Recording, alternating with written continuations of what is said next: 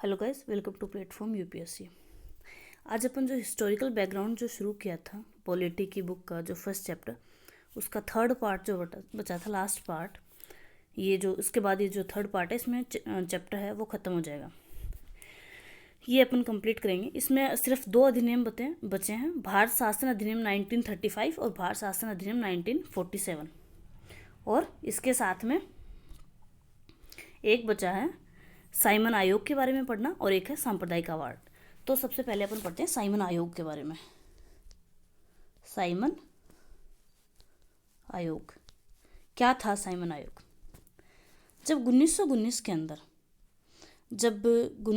के अंदर जब मार्ले मिंटो जो सुधार आए, या जब फिर भारत शासन अधिनियम 1919 आया, उसके अंदर ये एक रूल आया था कि 10 साल तक भारत के लोगों को थोड़ा शासन खुद से चलाने का इनको थोड़ा परमिशन दिया जाएगा, और 10 साल बाद ये चेक किया जाएगा कि क्या ये सही तरीके से चला रहे हैं, या फिर ये अपना उत्तरदायित्व संभालने के लिए प्रिपेयर हैं, या इस काबिल भी हैं या नहीं हैं। तो क्या हुआ कि 1919 के बाद, जब 1919 में ये हुआ, तो जो साइमन आयोग था वो 1929 में आना चाहिए था। लेकिन जो साइमन कमीशन जो था, जो साइमन आयोग जो था, वो 1927 में ही आ गया था। 1927 में आया। उसके अंदर 7 सदस्य थे, और जितने भी 7 सदस्य थे वो सारे ब्रिटिश थे। और उसका जो हेड था, वो जो कमेटी थी, उसका हेड थे, वो थे सर जॉन साइमन। ये जो थे, एक तो 2 साल पहले आने की वजह से, और एक जितने भी जो सदस्य थे वो ब्रिटिश होने की वजह से, जो भारतीय लोग जो थे उन्होंने ये जो दल था उसका बहिष्कार कर दिया और नारेबाजी करनी शुरू कर दी। ये जो इसकी वजह से फिर उसके बाद पंजाब में थोड़े दंगे भी हुए, और वहाँ पे लाला लाजपत राय जी की मौत भी हो गई थी। ये सारा फिर हिस्ट्री का पोर्शन आ जाता है। लेकिन इसने फिर क्या किया? साइमन कमीशन जब आया, जो इसने रिपोर्ट प्रस्तुत की, उसमें क्या हुआ? इसने क्या किया? जो 1930 में जिसने रिपोर्ट प्रस्तुत की, उसमें द्वैध शासन प्रणाली, जो 2 शासन प्रणाली जो चलाई जा रही थी कि प्रशासनिक कार्य कोई और संभाल रहा है, और जो अलग तरीके से, मतलब अलग अलग तरीके से बांट के जो चलाई जा रही थी, डायरकी, जिसको अपन थोड़ी देर पहले जो पिछला जो वीडियो था उसमें पढ़ रहे थे, वो, और राज्यों में सरकारों का विस्तार। राज्यों में सरकारों मतलब जो सेंट्रल गवर्नमेंट थी, उसके बाद सेंट्रल गवर्नमेंट, और फिर स्टेट गवर्नमेंट जो थी, स्टेट गवर्नमेंट का विस्तार, ये करने का, और ब्रिटिश भारत के संघ की स्थापना एवं सांप्रदायिक निर्वाचन व्यवस्था को जारी रखने की सिफारिश की। इसने 4 चीजें की। क्या क्या? First, dyarchy. दूसरा इन्होंने किया, जो सेंट्रल से स्टेट की जो सरकार थी, स्टेट जो था, स्टेट गवर्नमेंट जो थी, उसको एक्सपांड करने की, जो एक्सपैंड बोल सकते हैं उसको, एक्सपैंड करने की। तीसरा जो है वो है ब्रिटिश संघ की स्थापना, ब्रिटिश भारत के संघ की स्थापना। और जो फोर्थ जो था वो था सांप्रदायिक निर्वाचन व्यवस्था। सांप्रदायिक निर्वाचन व्यवस्था यानी धर्म के आधार पर निर्वाचन व्यवस्था को आगे कंटिन्यू रखने की। सांप्रदायिक जो निर्वाचन व्यवस्था थी वो आगे कंटिन्यू रखने का इसने सुझाव दिया। इसके बाद ये जो प्रणाली थी, या फिर ये जो इन्होंने रिपोर्ट पेश की थी, इसके बाद क्या हुआ? जो ब्रिटिश जो गवर्नमेंट थी उसने क्या किया? British government.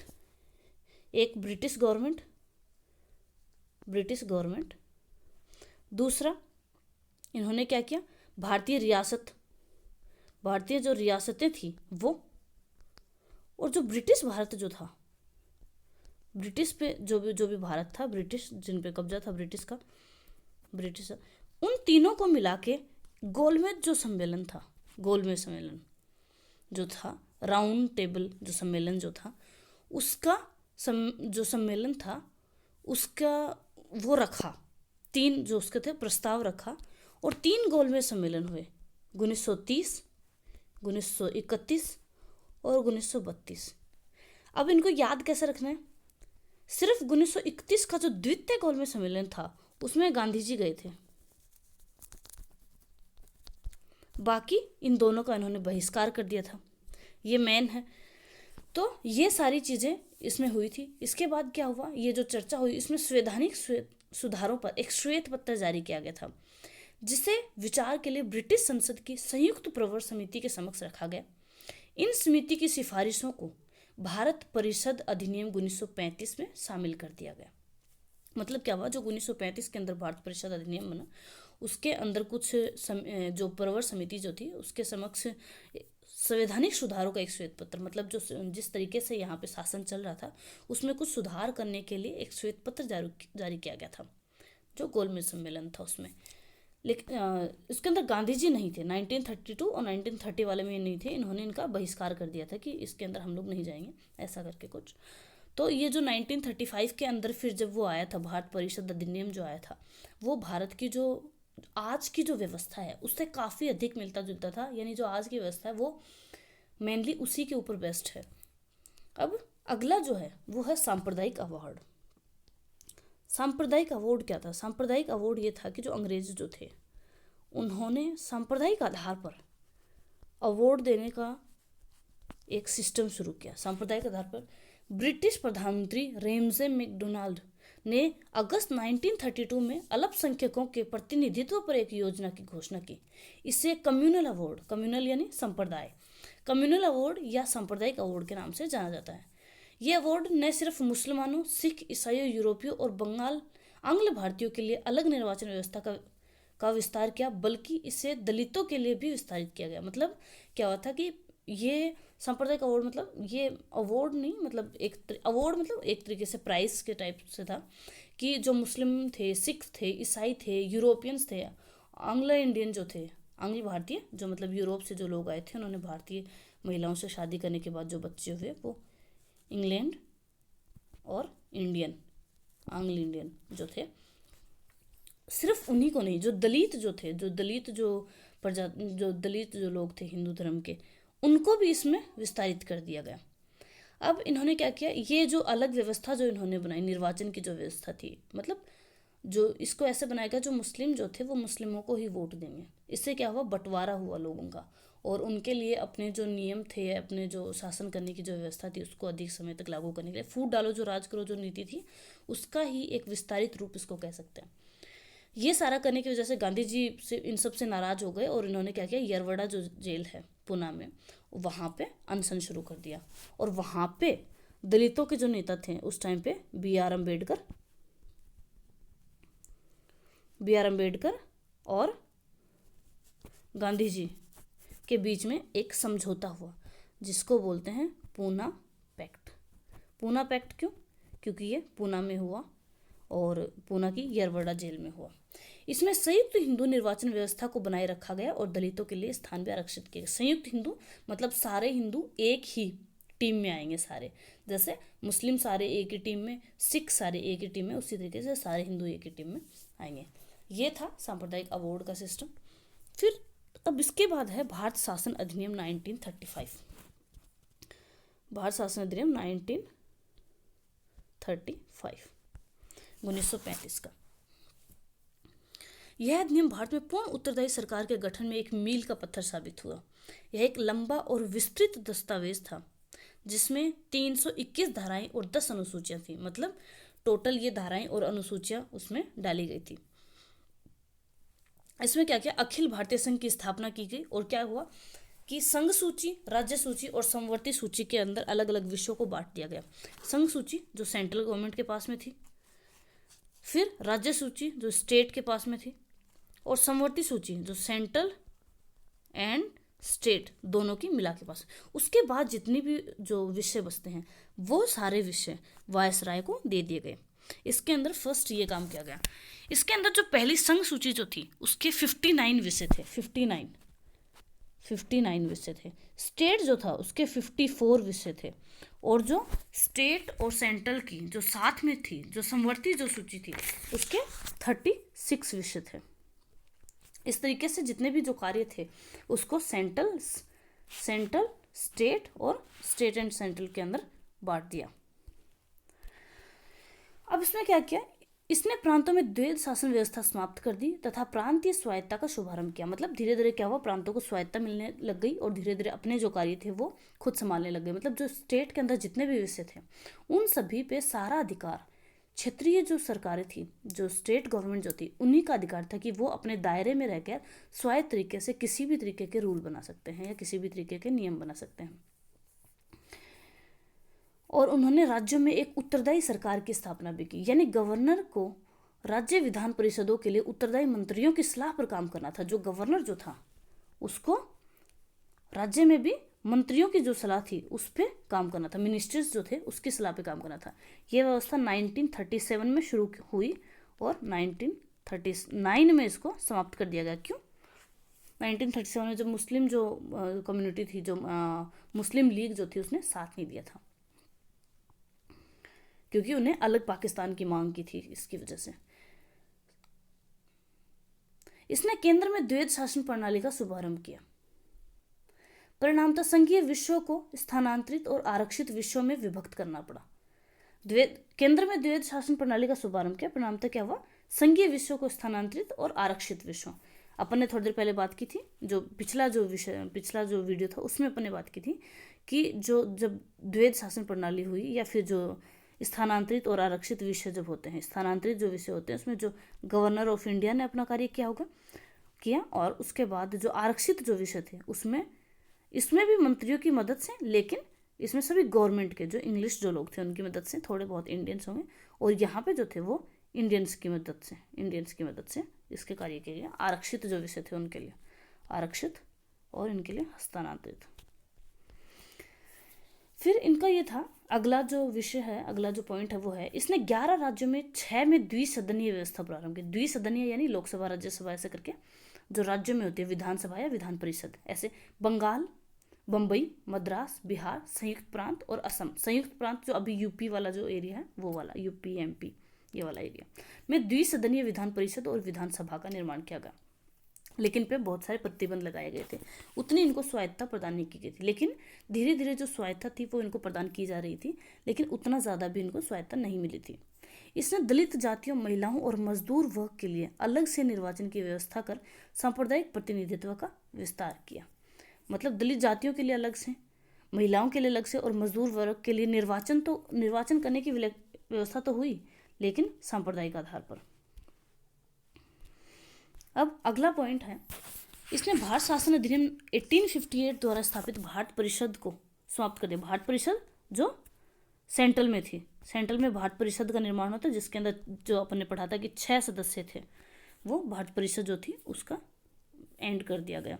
इंग्लैंड में भारत सचिव को सलाहकारों की टीम मिल गई। भारत सचिव जो थे इंग्लैंड में जो इंडिया के ऊपर जो भी निगरानी रखने वाले थे वो भारत सचिव थे, जो कैबिनेट के सदस्य होते थे और जो वहाँ की संसद के प्रति उत्तरदायी होते थे, और जो भारत में जो रह के यहाँ की जगह का जो निरीक्षण करते थे या फिर इसको कंट्रोल करते थे वो थे वायसराय।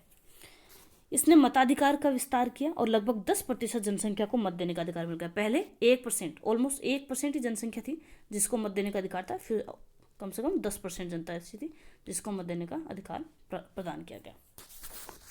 इसके अंतर्गत देश की मुद्रा और साख पर नियंत्रण के लिए भारतीय रिजर्व बैंक आरबीआई का निर्माण हुआ। कब? 1935 में आरबीआई का निर्माण किया गया। सेंट्रल जो बैंक है, सेंट्रल बैंक के नाम से, सेंट्रल बैंक।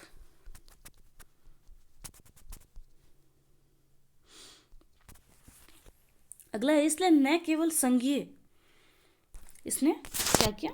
संघीय यानी यूपीएससी, सेंट्रल लेवल पे यूपीएससी, स्टेट लेवल पे जो पीसीएससीज होती हैं वो, और जो 2 स्टेट मिलके अपनी जो ये सिविल सेवा की जो एग्ज़ाम करवाना चाहती है उनके लिए जॉइंट पीएससी, ये जो सारी चीज़ें हैं उनका गठन किया गया। पीएससी, यूपीएससी, पीएससी और JPSC, joint public service commission. अगला है, इन्होंने 1937 में संघीय न्यायालय की स्थापना की। ये जो सारा था वो था भारतीय स्वतंत्रता अधिनियम 1935। अगला जो है, अब एक और बचा है, भारतीय स्वतंत्रता अधिनियम 1947। उसके बाद ये जो फर्स्ट चैप्टर है वो खत्म हो जाएगा। 1947 को तो पहले ऐसे ही देख सकते हैं कि जितने भी जो कार्य थे उन सबको, इनके जो लॉ बनाने की जो शक्तियाँ थी या फिर जितने भी जितनी भी शक्तियाँ जो ब्रिटिश लोगों को प्राप्त थी वो सारी शक्तियाँ इंडियन लोगों को प्रदान कर दी गई। बस इसका एक बार ओवरव्यू देखना कि कैसे कैसे हुआ। 20 फरवरी को 1947 को जो ब्रिटिश प्रधानमंत्री थे क्लीमेंट एटली, इन्होंने ये घोषणा की कि 30 जून 1947 को भारत को आज़ाद कर दिया जाएगा। लेकिन उसके बाद क्या हुआ कि दंगे होने शुरू हो गए, क्योंकि मुस्लिम लीग जो थी और उसके हेड कौन थे, अध्यक्ष मोहम्मद अली जिन्ना जो थे, उन्होंने इसके लिए आंदोलन करना शुरू कर दिया कि हमें अलग पाकिस्तान चाहिए।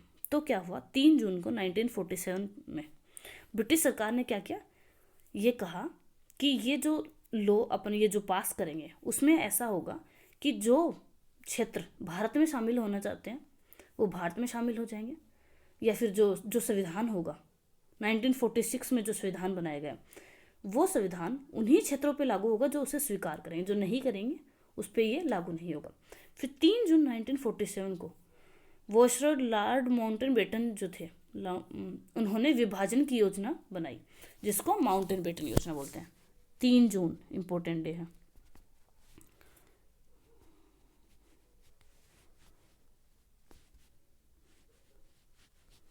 माउंटबेटन योजना।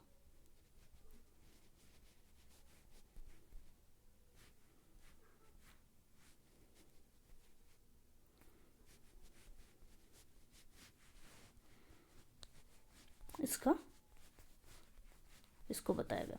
इसमें क्या हुआ, जो भारत है उसको 2 हिस्सों में बांटने की योजना को स्वीकार कर लिया गया।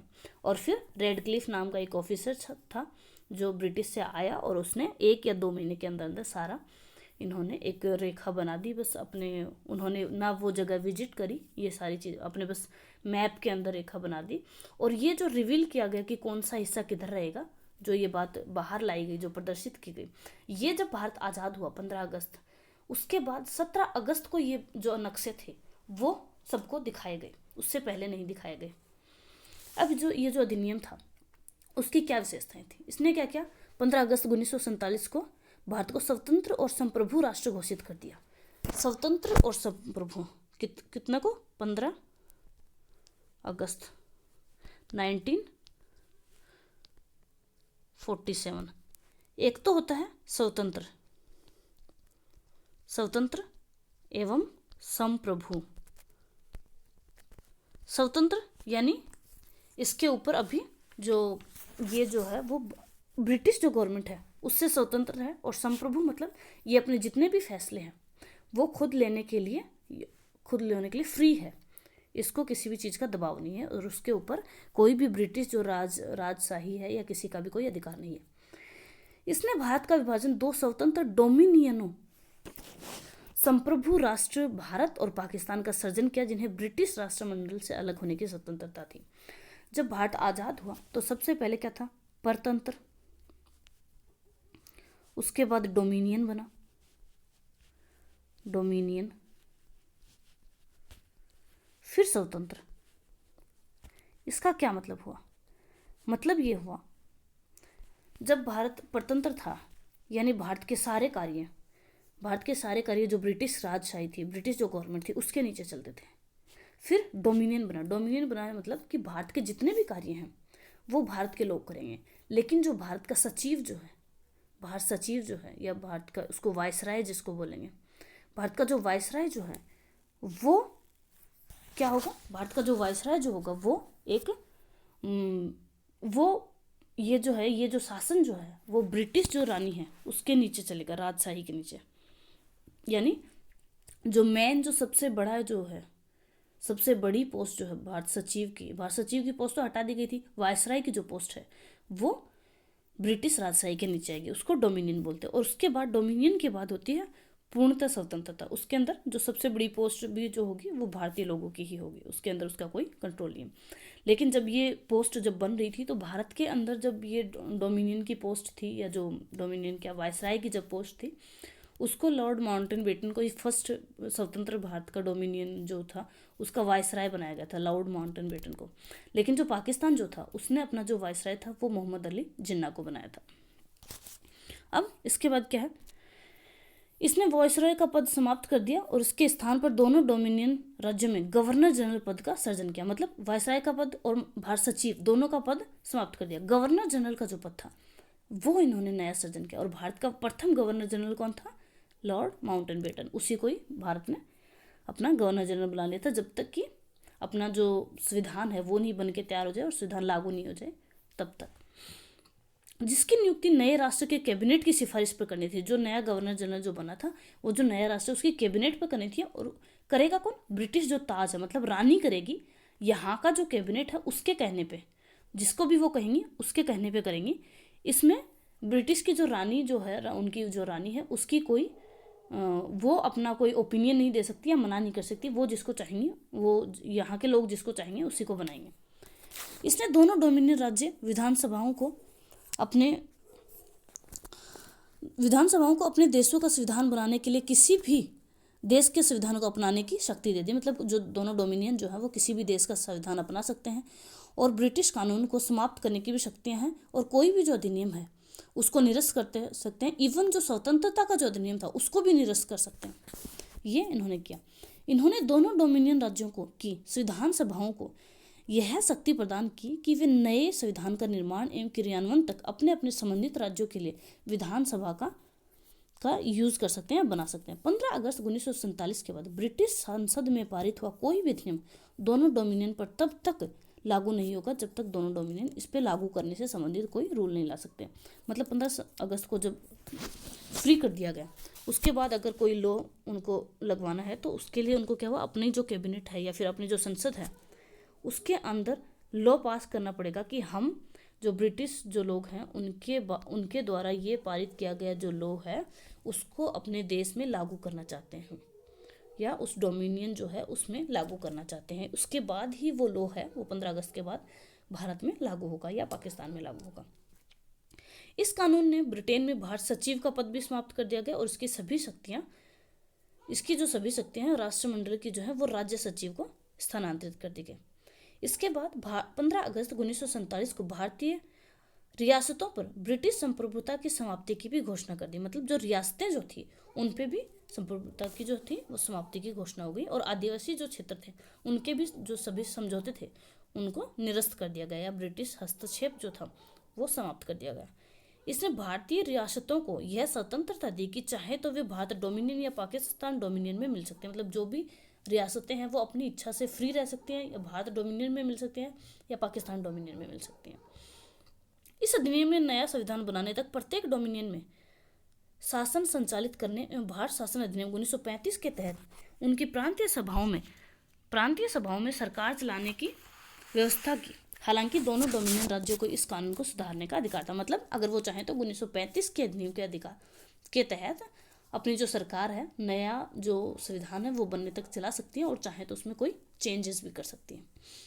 इसने ब्रिटिश शासक को विधेयकों पर मताधिकार और उन्हें स्वीकृत करने के अधिकार से वंचित कर दिया। मतलब जो वहाँ की संसद है, यहाँ के जो शासक जो हैं उन्हें कोई भी अधिकार नहीं था कि वो यहाँ पे कोई विधेयक पास हो उसमें साइन करें या कुछ भी करें। लेकिन ब्रिटिश शासक के नाम पर गवर्नर जनरल को किसी भी विधेयक को स्वीकार करने का अधिकार था। गवर्नर जनरल को क्यों? क्योंकि जब वायसराय और भारत सचिव का पद जब उन्होंने खत्म कर दिया तो उन्होंने एक पद बनाया गवर्नर जनरल। क्योंकि जब डोमिनियन बने थे पूर्ण स्वतंत्र नहीं थे, डोमिनियन बनाया गया था ताकि जब तक संविधान बने तब तक उसकी सहायता से शासन चलाया जा सके, इसलिए गवर्नर जनरल का पद बनाया गया था। हाँ, तो क्या हुआ, ब्रिटिश शासक जो था यानी ब्रिटेन की जो रानी थी या संसद थी वहाँ वो तो कोई भी हस्तक्षेप नहीं कर सकती थी, मताधिकार नहीं कर सकती थी, लेकिन जो गवर्नर जनरल था वो स्वीकृति दे सकता था। इसके अंतर्गत भारत के गवर्नर जनरल में प्रांतीय गवर्नरों को राज्यों का संवैधानिक प्रमुख नियुक्त किया गया। गवर्नर जनरल ने प्रांतीय गवर्नरों को राज्य का मतलब जो पूरा देश था उसका जो संवैधानिक प्रमुख था वो गवर्नर जनरल, और जो छोटे राज्य थे या क्षेत्रीय जो राज्य थे उनका सिर्फ गवर्नर, प्रांतीय गवर्नर। इन्हें सभी मामलों पर राज्यों की मंत्री परिषद में परामर्श पर कार्य करना होता था। इसने शाही उपाधि से भारत का सम्राट शब्द की समाप्ति कर दी। इसके बाद इसने भारत के राज्य सचिव द्वारा सिविल सेवा में नियुक्ति करने और पदों में आरक्षण करने की प्रणाली समाप्त कर दी। जो सिविल सर्विसेज थी उसमें कोई भी आरक्षण वगैरह की जो भी कार्य जो थे उनकी जो नियुक्ति करने के में आरक्षण वगैरह जो मिलते थे वो प्रणाली थी वो समाप्त कर दी। और 15 अगस्त 1947 से पूर्व के सिविल सेवा कर्मचारियों को वही सुविधाएं मिलती रही जो उन्हें पहले से प्राप्त थी। ये जो सारे इसके अंदर प्रावधान किए गए थे जो भारत शासन अधिनियम 1947 जो था वो पास हुआ तब। अब इन्होंने 14 अगस्त और 15 अगस्त को 1947 को मध्य रात्रि में भारत में ब्रिटिश शासन का अंत हो गया और समझ सकते हैं दो नए स्वतंत्र डोमिनियनों, देखा इसको स्वतंत्र देश नहीं बोलेंगे, डोमिनियन बोलेंगे। जो भारत था वो 1950 तक डोमिनियन था, क्योंकि 1950 में ही अपना क्या हुआ था, 26 जनवरी 1950 को ही अपना जो संविधान था वो लागू हुआ था। तो 1950 तक जो भारत था वो डोमिनियन था। तो जो दोनों जो डोमिनियन थे उनको शक्तियाँ हस्तांतरित कर दी गई या स्थानांतरित कर दी गई। लॉर्ड माउंटबेटन नए डोमिनियन भारत के प्रथम गवर्नर जनरल बने। उन्होंने जवाहरलाल नेहरू को पहले प्रधानमंत्री के रूप में शपथ दिलाई। तो भारत के प्रथम प्रधानमंत्री जवाहरलाल नेहरू। अब अगर कोई पूछे और 1946 में बनी संविधान सभा को स्वतंत्र भारतीय डोमिनियन की संसद के रूप में स्वीकार कर लिया। जो संविधान सभा का निर्माण हुआ था संविधान बनाने के लिए 1946 में, उसी को ही संसद का नाम दे दिया गया। अब जैसे अभी अपन एक बात कर रहे थे कि जो फर्स्ट जो प्रधानमंत्री बने वो जवाहरलाल नेहरू बने। जो फर्स्ट प्रधानमंत्री जवाहरलाल नेहरू बने, उसके बाद चुनाव हुए 1951 में, एक बार फिर जवाहरलाल नेहरू बने। फिर एक बार 1956 या 57 में चुनाव हुए तो जवाहरलाल नेहरू बने। फिर 1962 में फिर चुनाव हुए तो जवाहरलाल नेहरू बने। तो जब नॉर्मली जब क्वेश्चन आता है कि जवाहरलाल नेहरू भारत के प्रधानमंत्री कितनी बार चुने गए, तो टोटल 4 बार चुने गए। अगर अपन पहली बार जब अपन पढ़ते हैं तो इससे देखते हैं कि जो चुनाव हुए 1951 में हुए, उसके बाद अगर अपन काउंट करते हैं तो 3 बार हुए, लेकिन उससे पहले एक बार और जवाहरलाल नेहरू को भारत का प्रधानमंत्री बना दिया गया था। तो जब अगर MCQ आता है तो उसमें यह आएगा कि जवाहरलाल नेहरू भारत के प्रधानमंत्री 4 बार रहे हुए। तो ये था पूरा चैप्टर। इसके अंदर जो लक्ष्मीकांत और जो DD बसु जो है उसके अंदर एक भी लाइन मिस नहीं हुई है, सारी लाइन पूरे तरीके से एक्सप्लेन की हुई है। अगर आपको कोई भी इश्यू हो तो आप कमेंट सेक्शन में बता सकते हैं। Thank you.